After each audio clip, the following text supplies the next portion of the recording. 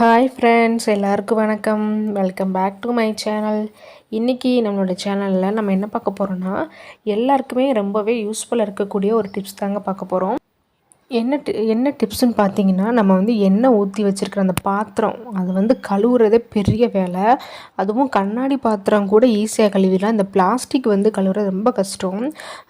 நான் கிட்டத்தட்ட ஊருக்கு போயிட்டு வர்றது இப்போ 1.5 மந்த்துக்கு மேலே ஆகிட்டு நான் ஊருக்கு போயிட்டு இப்போ தான் வந்திருக்கேன். அப்படிங்கிறப்போ யூஸ் பண்ணவே இல்லை. யூஸ் பண்ணால் கூட கொஞ்சம் நீட்டாக இருக்கும். நம்ம யூஸ் பண்ணாமல் இருக்கிறப்போ வீடும் போட்டி இருக்குது. அதனால் அந்த டஸ்ட்டு படிஞ்சு எண்ணெய் பிசுக்கு பார்த்திங்கன்னா ரொம்ப அதிகமாக இருக்குது. நான் எண்ணெய் ஊற்றிருக்கேன். அந்த கேனை வைக்கிறதுக்குன்னு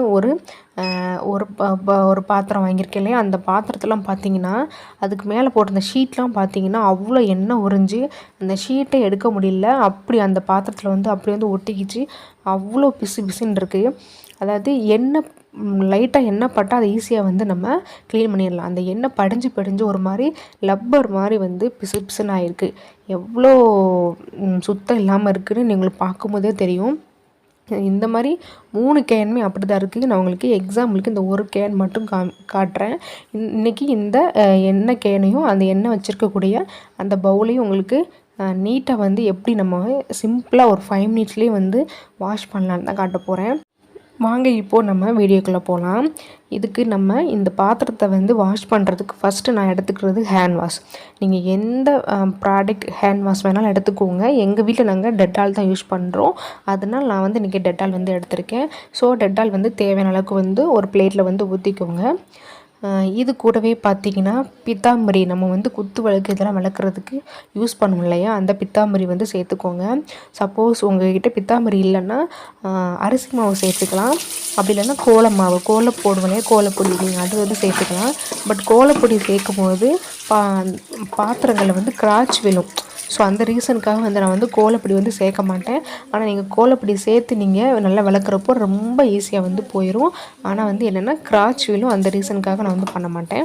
ஃபஸ்ட்டு பார்த்தீங்கன்னா அந்த எண்ணெய் பாட்டிலெலாம் லைட்டாக நார்மல் வாட்டரில் வாஷ் பண்ணிக்கோங்க. வாஷ் பண்ணதுக்கப்புறமா ஹேண்ட் வாஷையும் அந்த பித்தாம்பரியும் நல்லா மிக்ஸ் பண்ணிவிட்டு ஒரு தடவை நல்லா பாத்திரத்தில் எல்லா இடத்துலையும் படுற மாதிரி நல்லா தேய்ச்சிக்கணும்.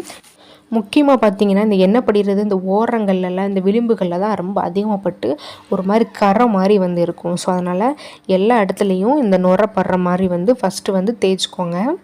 அதே மாதிரி எண்ணெய் ஊற்றுற பாட்டில், அதோட மூடி, இது எல்லாத்தையுமே நம்ம ஃபஸ்ட்டு நல்லா தேய்ச்சிடலாம்.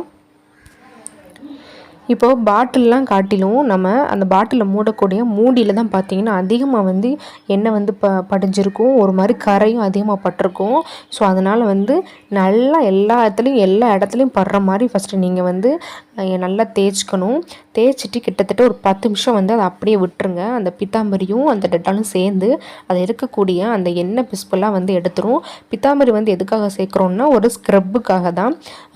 நீ நார்மலாக கழுவுறதோட ஒரு ஸ்க்ரப்பு ஆட் பண்ணி சேர்க்கும் போது அந்த பிசுப்பு தன்மையெல்லாம் சீக்கிரம் போயிடும். அதுக்காக தான். இப்போது 10 நிமிஷம் ஊறட்டும். அதுக்கப்புறம் நம்ம மறுபடியும் நல்லா க்ளீன் பண்ணலாம். ஊற வச்சு க்ளீன் பண்ணும்போது ஈஸியாக இருக்கும். இப்போ 10 நிமிஷத்துக்கு அப்புறமா மறுபடியும் நான் பித்தாம்பரியும் அந்த டெட்டாலையும் யூஸ் பண்ணி மறுபடியும் நல்லா தேய்ச்சிக்கிறேன். நீங்கள் எண்ணெய் பிசுப்பு ரொம்ப கம்மியாக இருக்குது அப்படின்னு நினச்சிங்கன்னா நீங்கள் ஊற வைக்க தேவையில்லை. நீங்கள் 1 டைம் நல்லா நீங்கள் தேய்ச்சி கழுவுனாலே ஈஸியாக போயிடும். பட் நான் 1 மந்த்துக்கு மேலே வாஷ் பண்ணலன்றனால எனக்கு ரொம்ப பிசுன்னு இருக்குது. அதனால் 10 நிமிஷம் ஊற வச்சுட்டேன். இப்போது மறுபடியும் நீங்கள் பார்த்தீங்கன்னா நல்லா பித்தாம்பரியும் இதை யூஸ் பண்ணி நல்லா தேய்ச்சிட்டிங்கனாலே இப்போது இந்த டைம் தேய்ச்சாலே போதும், ஈஸியாக போயிடும். இப்போது நான் எண்ணெய் வச்சுருந்த அந்த பேஸ்கெட்டை நல்லா கழுவிட்டு உங்களுக்கு காட்டுறேன் பாருங்கள். கொஞ்சம் கூட அந்த பிசுப்பு தன்மையே இருக்காது. உங்களுக்கு பார்க்கும்போதே தெரியும். நான் ஸ்டார்டிங்கில் காட்டுறப்போ இதில் எவ்வளோ எண்ணெய் இருந்தது. இந்த விளிம்புலலாம் பார்த்தீங்கன்னா எண்ணெய் பிசுப்பு அதிகமாக இருக்கும். ஸோ அந்த இடத்துலலாம் கொஞ்சம் நீங்கள் நல்லா கழுவுனீங்கன்னா தேய்ச்சிங்கன்னா ஈஸியாக போயிடும். இப்போது நம்ம 2 ஸ்டெப்பு முடிச்சிட்டோம். 2 தடவையுமே பார்த்திங்கன்னா டெட்டால் அண்டு பித்தாம்பரியை வச்சு நல்லா வாஷ் பண்ணியிருக்கோம். 3ஆவது ஸ்டெப் என்னன்னு பார்த்தீங்கன்னா, நம்ம வீட்டில் விளக்கக்கூடிய பாத்திரம் பவுடரோ இல்லை பாத்திர லிக்யூடோ இல்லை பாத்திர சோப்பு ஏதாவது ஒன்று எடுத்துக்கோங்க. இன்றைக்கி நான் வீட்டில் யூஸ் பண்ணக்கூடிய விம் எடுத்திருக்கேன். இந்த லிக்யூடை வச்சு ஃபைனலாக நீங்கள் ஒரு தடவை தேய்ச்சிட்டிங்கன்னா நல்லா வந்து சூப்பராக வந்து நீட்டாயிரும். ஸோ இப்போது ஃபைனலாக நான் வந்து விம் லிக்விடை வச்சு எல்லாத்தையும் வந்து நல்லா தேய்ச்சிக்கிறேங்க.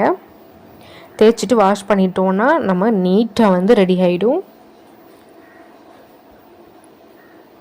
இதில் ரொம்ப முக்கியமான வேலை என்னென்னு பார்த்தீங்கன்னா, இந்த மூடியில் உள்ள அழுக்கு எடுக்கிறது தான் ரொம்ப கஷ்டமான வேலை. அதை வந்து உங்களுக்கு ஃபைனலில் வந்து அதில் உள்ள அந்த எண்ணெய் பிசுக்கு வந்து எப்படி எடுக்கலான்றதை சொல்கிறேன். அதுக்கு முன்னாடி நம்மளோட சேனலை நீங்கள் இதான் ஃபஸ்ட் டைம் பார்க்குறீங்கன்னா மறக்காமல் வந்து சப்ஸ்கிரைப் பட்டனை வந்து கிளிக் பண்ணிடுங்க. பக்கத்தில் உள்ள ஒரு பெல் பட்டன் இருக்கும், அதையும் கிளிக் பண்ணிடுங்க. ஏன்னா அப்போ தான் நம்ம அடுத்தடுத்து போடுற வீடியோஸ் வந்து உங்களுக்கு வந்து தொடர்ந்து வந்து நோட்டிஃபிகேஷன் வந்து வரும். ஸோ மறக்காமல் வந்து சப்ஸ்கிரைப் பண்ணிவிட்டு பக்கத்தில் பெல் பட்டனை கிளிக் பண்ணிடுங்க. அந்த எண்ணெய் பாட்டில் மூடியை வந்து க்ளீன் பண்ணுறது கொஞ்சம் கஷ்டமான வேலை. ஏன்னா அதில் உள்ள ஓரங்களை பார்த்திங்கன்னா அந்த எண்ணெய் பிசுப்பு வந்து போகவே போகாது அவ்வளோ ஈஸியாக. அதை வந்து எப்படி வந்து ஈஸியாக ரிமூவ் பண்ணலான்னா, வீட்டில் இருக்கக்கூடிய ப்ரஷ் இருக்கு இல்லையா, நீங்கள் யூஸ் பண்ணது அப்படிலாம் யூஸ் பண்ணது ஏதாவது ஒன்று எடுத்துக்கோங்க. அப்படி யூஸ் பண்ணுற ப்ரஷ்ஷாக இருந்தால் நீங்கள் வந்து கிட்ஸ் யூஸ் பண்ணுவாங்க, குழந்தைங்க யூஸ் பண்ணியிருப்பாங்களே அந்த ப்ரஷ் வந்து எடுத்துக்கோங்க.